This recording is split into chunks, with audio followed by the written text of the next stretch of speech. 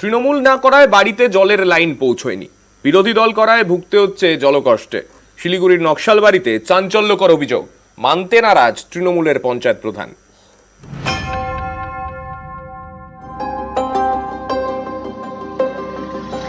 নকশালবাড়ির ছোট মনিরাম গ্রাম।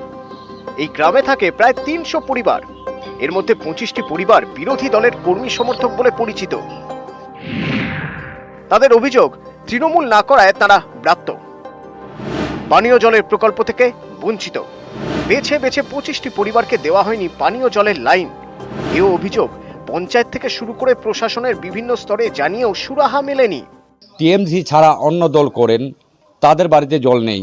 এরকমই অনেক সিপিএম করেন, কেউ কংগ্রেস করেন, তাদেরকে বেছে বেছে নলবাহিত জলের ট্যাব দেওয়া হয়নি। আমি দুবার নিজেই বিডিও সাহেবের কাছে দেখা করেছি, কর্ণপাত করেননি।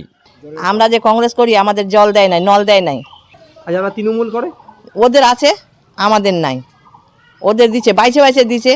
যারা কংগ্রেস করে, বিজেপি করে, সিপিএম করে, তাদের দেয় না।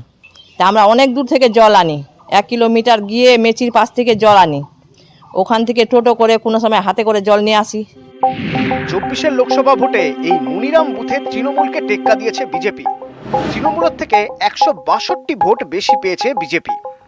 আজকে তৃণমূলেরা এরকম বিমাত্র সুলভ ব্যবহার জন্য আজকে দার্জিলিং জেলায় গত নির্বাচনে ওরা ব্যাপক হারে হেরেছে। কেন? ওরা মানে নিজেদেরটাই বোঝে, অন্যেরটা বোঝে না। আমার কাছে আজ অবধি কেউ ইন্ডিভিজুয়াল কোনো লিখিত বা কোনো কমপ্লেন আজ অবধি করেনি, আমি আপনার মাধ্যমে জানতে পারলাম। আমরা উন্নয়নটাকে সেভাবে দেখি না। আমরা প্রশাসনিক চেয়ারে আছি, আপারময় মনিরাম জনগণের জন্য আমরা কাজ করি। যে কটি পরিবার আপনাদের কাছে অভিযোগ করেছে তারাও সেই সুযোগ সুবিধার থেকে বঞ্চিত হবে না।